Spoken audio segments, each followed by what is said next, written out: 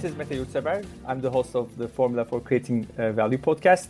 Today, my special guest is co-founder and chief science officer of Capuchin Behavioral Science, Patrick Fagan.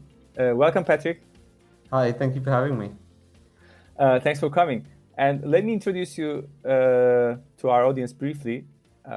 Patrick studied psychology and marketing at University College London and King's College London, respectively.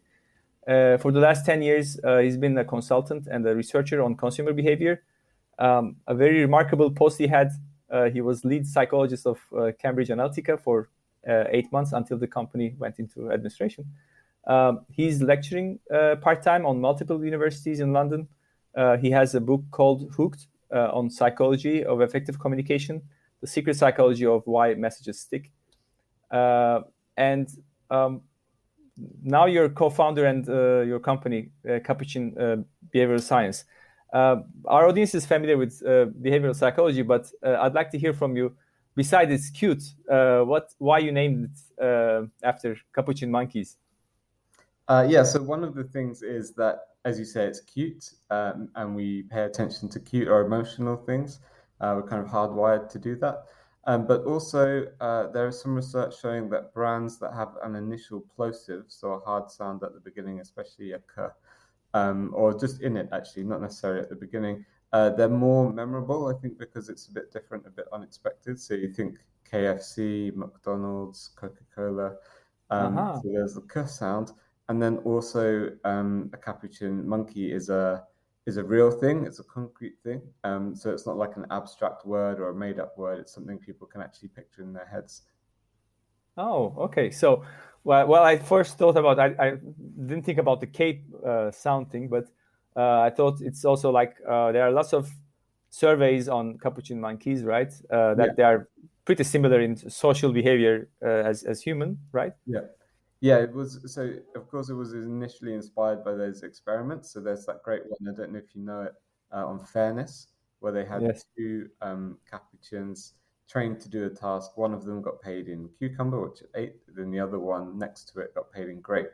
And when the first one got paid in cucumber again, threw the cucumber back at the researcher and started shaking the cage. Yeah, but actually, I also heard that sometimes the other one who gets the grape, the sweet one, comes to some terms and he shares it with the other monkey. Right? That's great. I didn't know that. Yeah, I've read something like that about. So not necessarily every human or every capuchin is so selfish, but they sometimes might have some social gifts, maybe. That's lovely. And how you got caught in behavioral science? Okay, you studied psychology, but how you get into behavioral science? Well, when I was, it's a bit embarrassing. I'm trying to think how to phrase it. When I was a young man, about 17, 18, I was quite interested in the dating pickup guru kind of culture at that time. You know, teenage boy, of course I was. For all its, kind of ethical and philosophical flaws, it did have quite a good grasp on psychology, and it introduced me to a lot of concepts which have stuck with me since. Body language, evolutionary psychology, priming and framing, these kind of things. So I think that's really how I got into it in earnest. But even before then, I was very interested in advertising, how messages can say something subconsciously or subliminally that's different from what they are kind of pretending to say outright. I just always thought that was fascinating. Even at school, I enjoyed English because, a poem would have a subtext and a subliminal meaning that was different to what it was saying explicitly. So that's how I got into it. And then, so I did psychology at UCL, and then I thought, this is great, but how can I make money from it? So then I did marketing at King's. I tried to be in a band. That didn't go very well, obviously. And then from there, I joined a behavioral science consultancy, and the rest is history. Mm-hmm. So now that you're an expert, so how conscious you are about your behavioral science knowledge? I mean, are you getting use of it in your daily life, or you're just a regular guy like all of us? No, I'm just a regular guy. I mean, when I tell people what I do and where I used to work in particular, they often kind of freeze up their body language. They're worrying that I'm reading their minds and know their deepest secrets, which to a certain extent is true. I mean, I'm probably above average in terms of being able to read people's personalities and intentions and things, but it's such a none of us really have the brain power to go around every day like, he has his arms crossed and he's touched his nose, but it is cold in here, so he might just be cold. Nobody really has the time or the brain power to do that, but I'm probably a bit above average. Sure. So I cannot avoid to ask this question. I'm certain you receive many questions regarding your days at Cambridge Analytica. What is your view on what happened? You have also a nice one. You mentioned in Nudge Stock. Cambridge Analytica is like a strip club. Everyone wants to go, but no one wants to be seen there. Exactly, yeah. And I mean, so that was in my first week. I overheard someone say that. And what I'm not saying there weren't any issues in the company and what was done. I think the main what really upset people was the clients that the company worked for. One client really in particular, the Trump campaign in 2016. Right. And I'm, to be honest, these days I'm fairly apolitical, so I don't have an opinion on that myself. But for example, Barack Obama did a very similar thing in 2012, taking people's Facebook data and using it to profile them and send the messaging. Brands did this all the time, and they do it all the time. And I think an important point to make is this method hasn't gone away since then. It's just actually more people are doing it, and it's got more sophisticated. I think if I were to fault the company, obviously, using people's Facebook data that they haven't opted in, which the company didn't collect that, but it did use it in a very minimal way. They're completely understandable. There's concerns about that. Completely understandable that there's concerns about manipulating people psychologically without their consent or knowledge, which I also have found increasingly concerning. And obviously, some of the secret camera footage was not exactly great. But other than that, it was just really a regular kind of digital marketing company. Nothing too spooky, really, to be honest. Yeah, and I also believe what drove so much reaction is the intention and finally who used it. I mean, like exactly, yeah. As you said, I mean, when Obama does it, it's Guardian says, "Oh, it was phenomenal campaign," and when Trump does it, yeah, okay, we'll come to a bit at the end maybe about the ethics.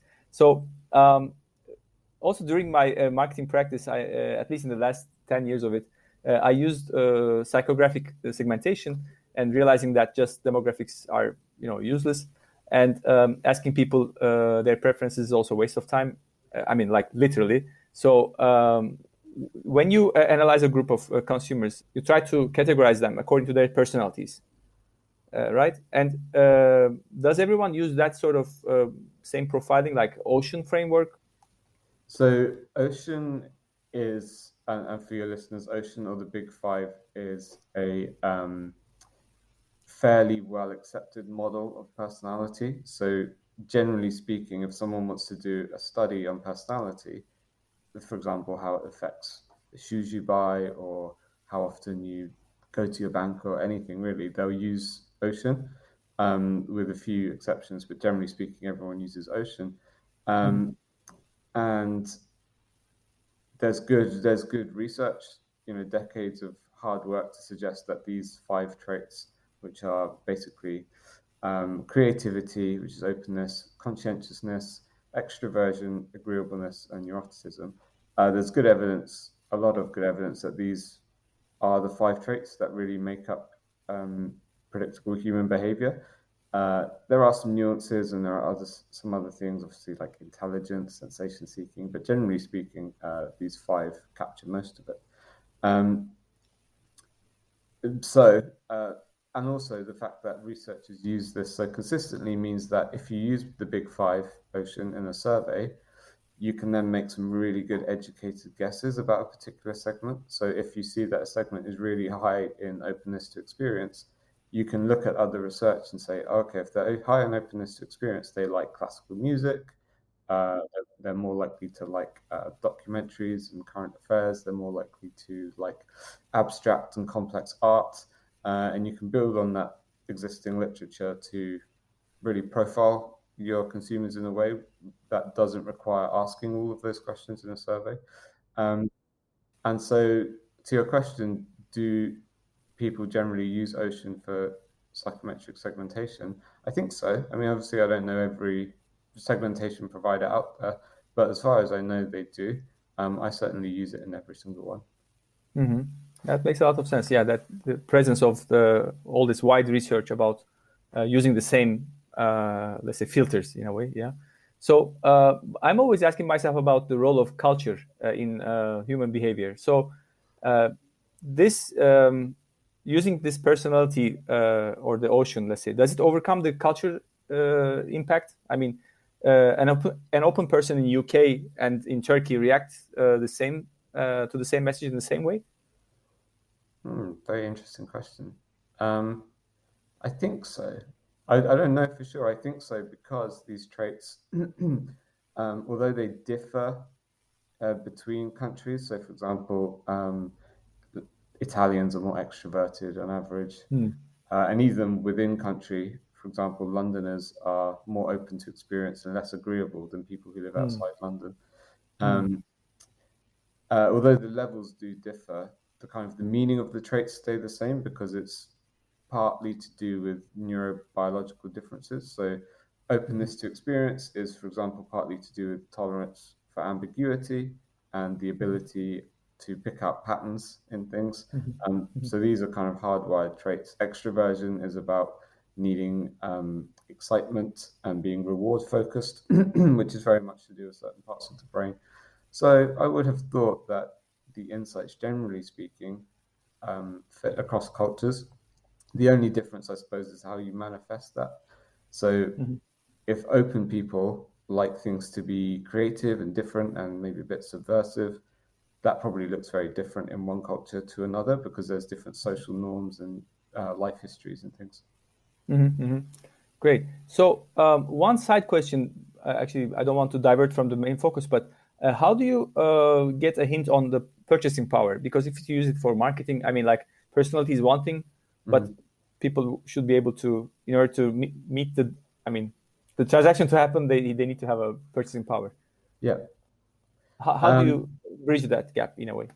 Yeah, so it depends. If the client has data that we can layer into the survey, we can look at, okay, this personality segment spends the most and they buy the most often, and we can size the market that way.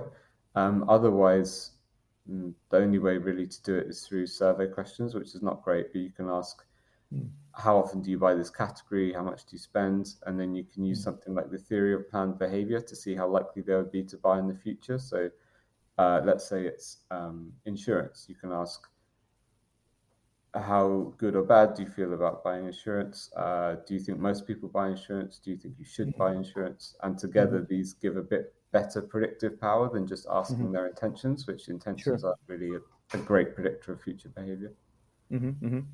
So let's dive into this, how it is done, how the data is collected, let's say.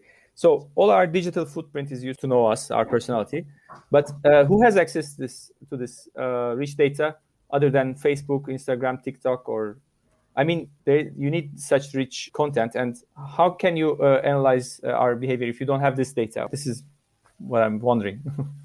You can buy data. It's de-anonymized in theory, but there's stories recently where it's been anonymized again. For example, if you have location data and you know where someone lives, and this anonymous data point is in that location at night when they're asleep, and you know it's them. That I don't think that's legal. It's certainly not ethical, but it can be done. But otherwise, I mean, for client projects, what I do then is send out a personality survey to their prospects, their clients, their customers. And some of them will answer it and some of them won't. But you have personality and other data on the people who do answer it. And then they'll have the client will have customer data on other things. depending on how rich that is, how good it is, you can potentially model the personality data to all of those other people who didn't answer the survey. So if you find, for example, that you have a really open segment and the customer data says that younger female people who live in the city and have a pet cat are more likely to be in this open segment, you can then model that across the whole data set. So anyone who's younger female in the city with a cat, you can say is probably in the open segment. You had a remarkable statement in your speech. I guess last year in nudge.He. So you said we all know that emotional ads are more effective, but what is the long-term impact of all this emotion? So I never thought about this way, but I also read something similar recently. According to the evolutionary biologists, so the gadgets we use return man into his primitive state and instinctive and the rapid response of signals and of danger and opportunity. So how do you what is your take on this one? I mean, like the fact that we're using this emotional cues makes the situation worse in a way. Yes. So there's a great book called The Shallows, What the Internet is Doing to Our Brains. And before that, there was a book in the 80s written called Amusing Ourselves to Death, which was about the same thing, really, and saying about how technology, even moving from print media to television, affects how we think. The medium is the message. And it's not just advertising, of course, it's the news cycle, it's social media, just this endless kind of bombarding with emotion probably is not all that good for us, because it keeps us in a less rational state. And of course, the whole idea of nudging is that we're not completely rational, and obviously that's true. However, we can be rational, we can be conscious, we can aspire to quite good things consciously. You know, we can build skyscrapers and write plays and sonnets and all of these amazing things. So my concern is that there's really a strong focus on engaging people emotionally, and getting people in a very emotional state of mind. And yeah, I do worry what the long-term effects will be.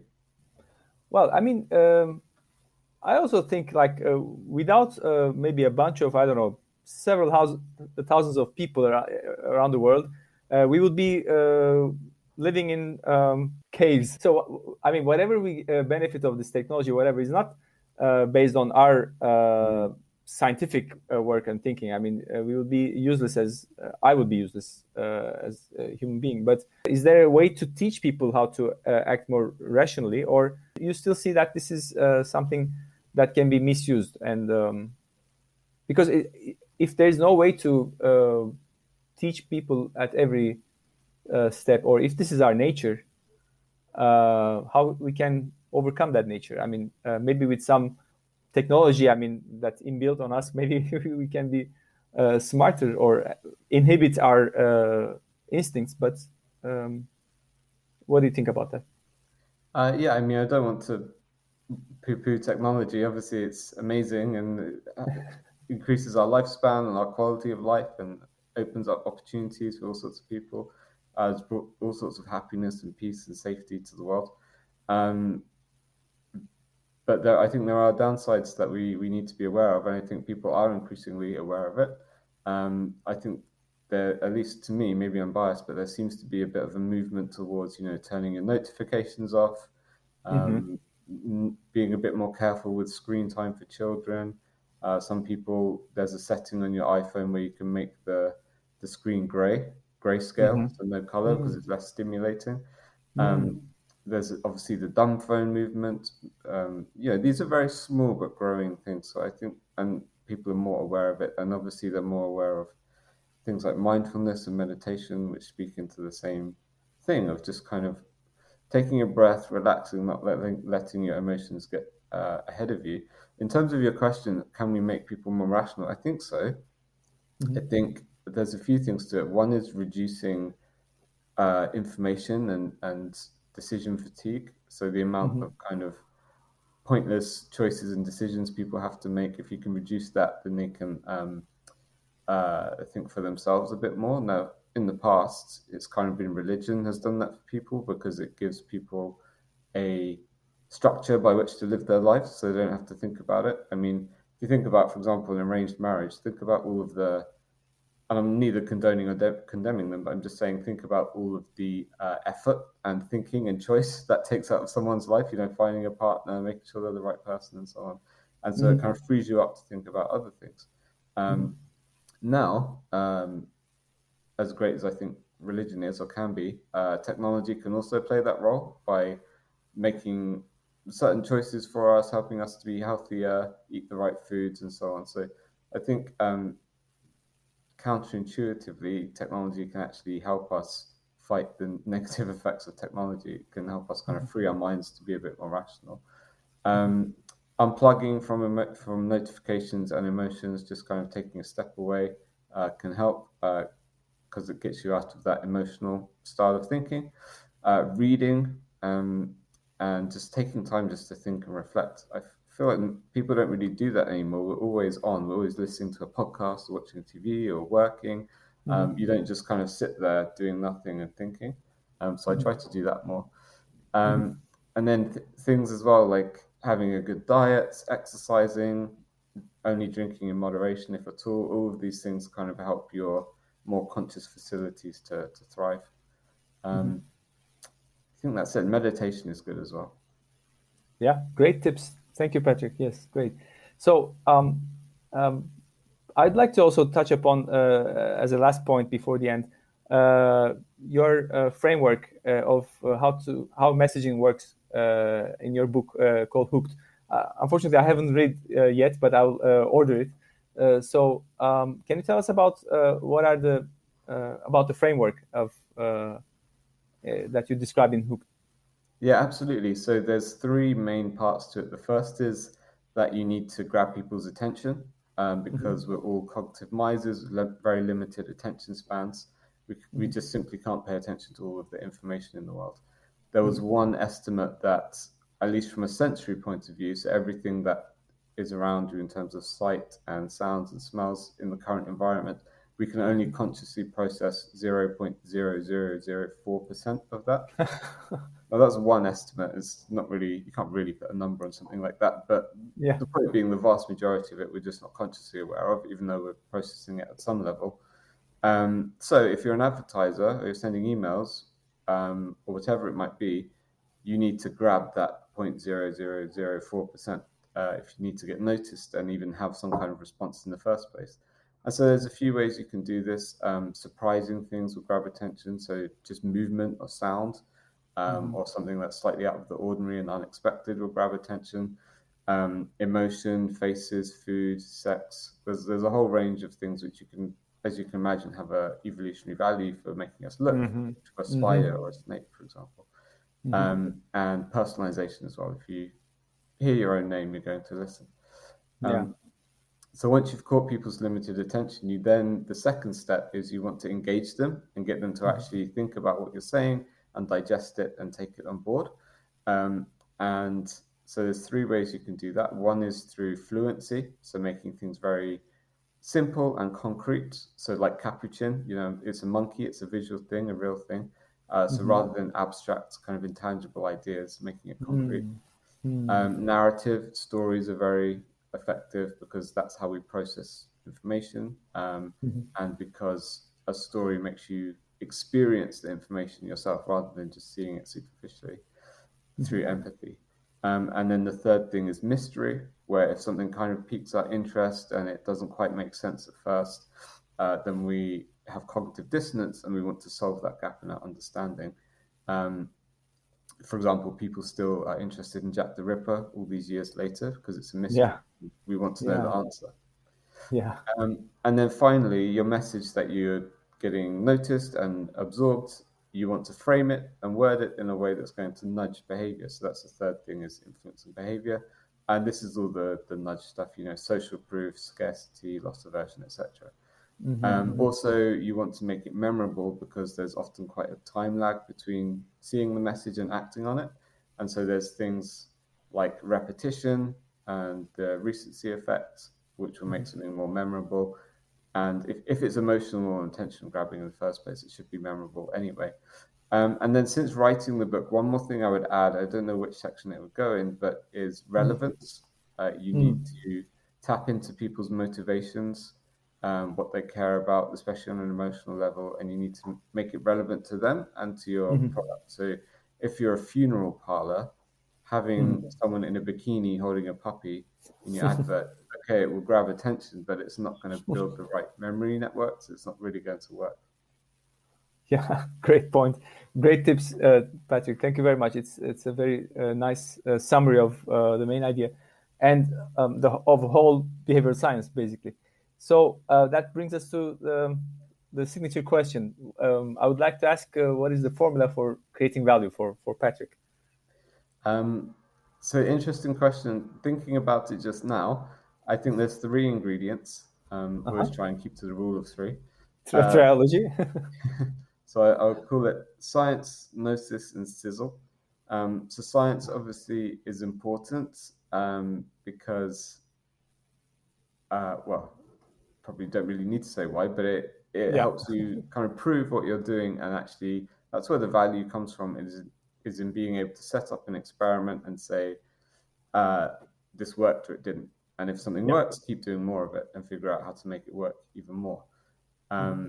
And it keeps it accountable as well. So you can't just say things that don't stack up. Then the second thing is gnosis. So science and gnosis actually mean the same thing. It's just one is Latin and one is Greek. But gnosis, the meaning is a bit different because science is very kind of stuck in the material realm. It's, you have to show things that can be observed empirically, which is great, but it's kind of missing a little bit. For example, I talked about Shakespeare sonnets earlier. There's a huge amount of truth and wisdom and insight you can get from a Shakespeare sonnet, but you can't prove it. I don't have a reference for it or a p-value. So gnosis for me is about kind of, yes, science is great, but we can move beyond that a little bit to look at other truths. So this is the kind of truth that you might get from Freud, or even better, in my opinion, from Carl Jung, that there are, archetypes that resonate with people, and you tell stories in certain ways, and people have certain attachments and memories and associations. These things are kind of hard to investigate from a scientific point of view, but not impossible. But I think there's a deeper meaning and a layer that you can add. And then the third thing is sizzle, which is about making things fun and entertaining and memorable and attention grabbing, which I think is important. It's quite interesting. Okay, great answer. Thank you very much. So, Patrick, how can people reach you if they have any question? I think you are a bit also active on Twitter. If you want to see my half-baked political opinions and conspiracy theories, you can follow me on Twitter. It's pfagan87, but probably, from a professional point of view, I'm on LinkedIn, and you can. I have a website, patrickfagan.co.uk, and you can email me from there. Great. I'll add all of those in the notes. So thank you very much for your time, Patrick. It was very fun and very insightful. Thanks for coming again. Thanks again. Thank you.